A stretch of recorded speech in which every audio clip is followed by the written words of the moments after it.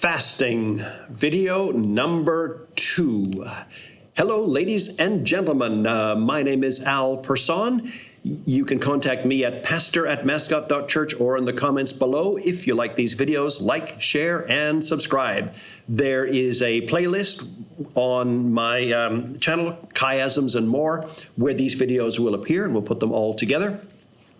We've been talking about fasting. I'm going to continue along these lines, get a little bit more technical today, and give you some references. So what is fasting and so on and so forth? Well, we addressed some of that in the first video. Nothing I'm saying here is to be considered medical advice at all. This is what I do. These are some lessons that I've learned, and there are some much more qualified people than me who make these who talk about this topic.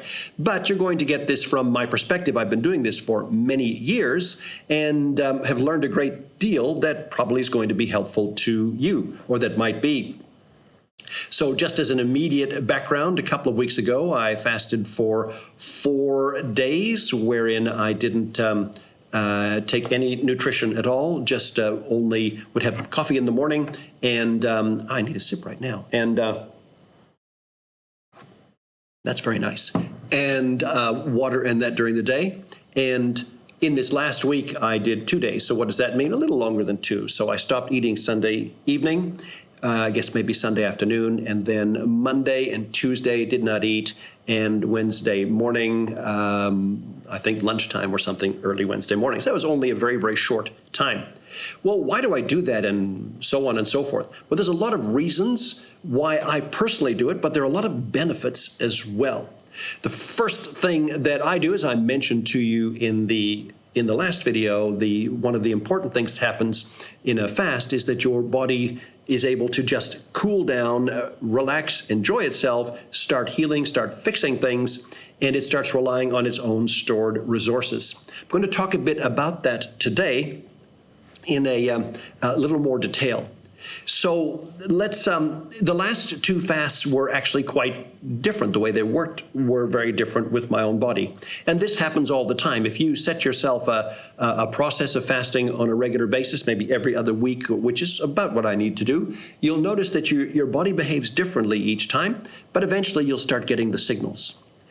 Typically, what I would look for is a change that would take place about 24 hours after my last meal. What am I looking for? Well, I'm looking for a kind of switchover where I'm aware that my body is no longer using stored food for energy. Instead, it has started to use stored fat, perhaps, or it started to diminish the glycogen stores in my liver or muscles or whatever. I don't know all of the physiology of that, but I know when that moment comes. Now, in the 4-day fast, I did not notice that change. It was interesting because normally I would think that, assuming that my first day in this case was, I went Tuesday, Wednesday, Thursday, Friday, I would say by about Tuesday night, I would notice some things happening in my body and I would switch over. I didn't really notice that in the 4-day fast. In the 2-day fast, 24 hours out, bam, I did. Well, what really happens?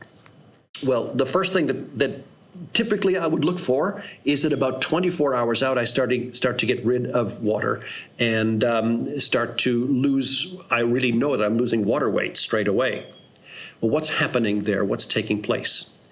When you have salt and sugar in your system, your body holds on to fluid, and insulin does that. And there's other mechanisms that do. But as you drop your salt and sugar intake, your body's able to get rid of fluid. You'll also notice that extra fluid in the cells begin to come out and so on.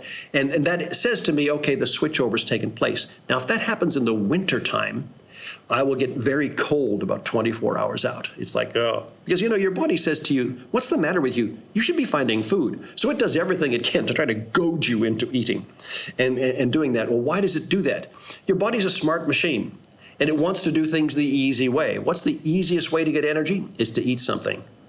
You eat an apple or an orange or, whatever. Your body has a very short mechanism that it uses regularly to take that energy and take that food and turn it into energy immediately. If you don't feed it, it's a much more complex process to get glycogen stores from other parts of your body to keep your blood sugar up. That's much more complex.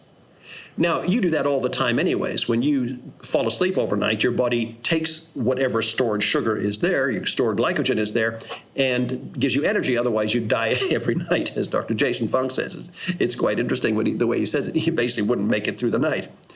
So your body does it. But if you're forcing yourself during the day to do it, you'll notice a much more firm switchover.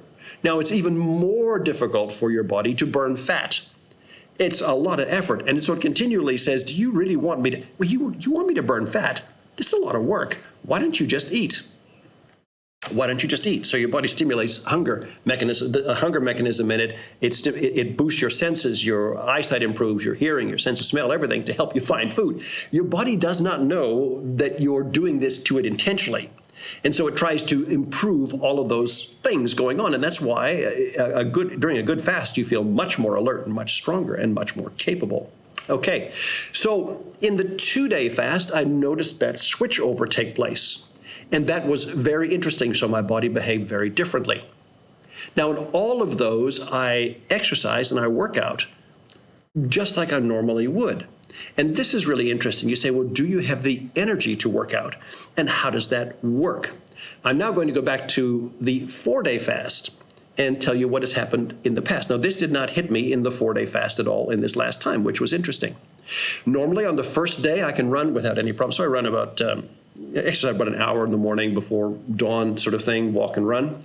On the 4-day fast, I ran without any problem on the first day, second day. On the 3rd day, I was a little bit slower. On the 4th day, it's like, oh man, I had to work hard. Well, what's going on? Well, you don't quite have you might have the reserves to work, but really not to run or to work hard. So that 4-day fast is kind of the way that worked. In the last 2-day fast, that was really interesting. On the Monday morning, no problem, because you basically just the next day, no drama. On the Tuesday morning, I was much faster than I've probably ever been on the 2nd day of a fast. And on the Wednesday morning, which is the 3rd day without eating, the 3rd morning, scorching. I couldn't believe my speed. So again, my body was operating really differently. How long could I do it and run every day and then do weights in the afternoon? I could probably do it for a long time. I'm actually going to probably experiment and talk a little more. Okay, so let's just give you a quick lesson about insulin and what insulin does in the system. Insulin is a marvelous hormone without which you would die very, very quickly. Insulin regulates nutrients that are in the system, predominantly sugar, and allows and signals the body to take those nutrients and push them into cells. Now, I want you to get a picture here of a warehouse. So let's just say I've got a warehouse here, and it's got these big doors on it.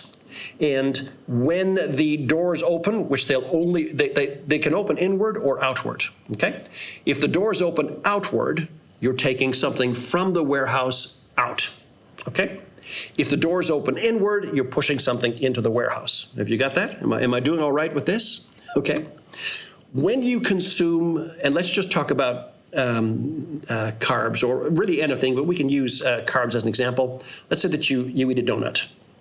Donut, yes. And you grab that donut and you eat it.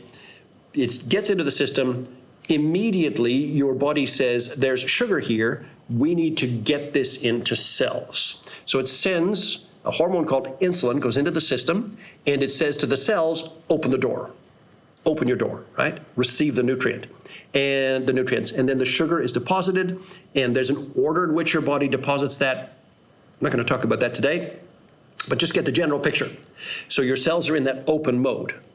Now, while they're like this, while there's insulin there, you can't get energy from those cells. It doesn't work that way.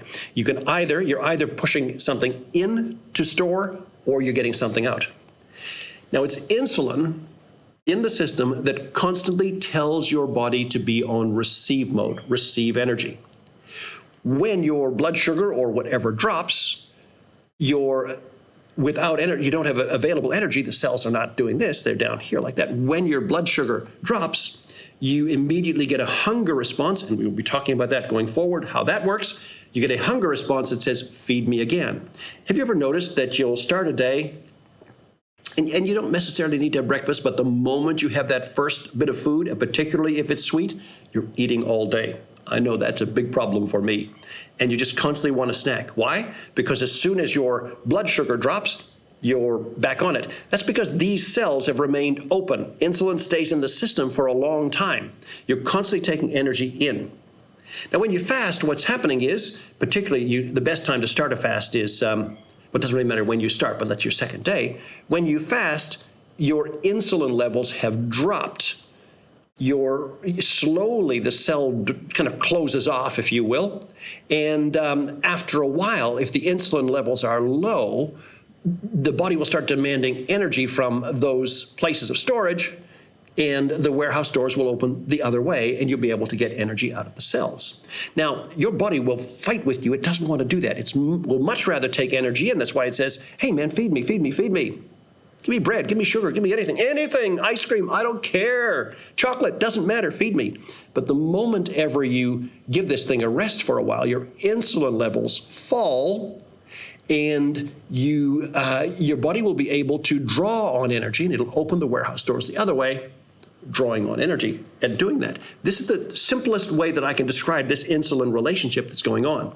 Now, how's my time? Because I might just want to do something a little more. Now, there's something we'll talk about in detail next week, which is insulin resistance.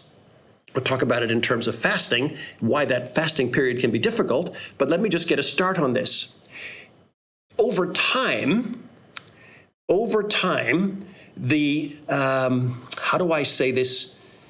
Yeah, let's do it like this. Over time, you need more and more and more insulin to signal these cells to take the signal, to take nutrition into your system.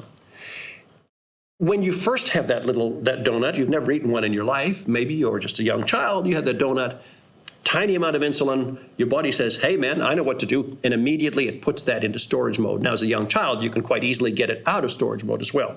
Your body's very sensitive to insulin, tiny signal of insulin, bam, all that wonderful nutrition. No, it's not that wonderful from a donut, but you know what I'm talking about.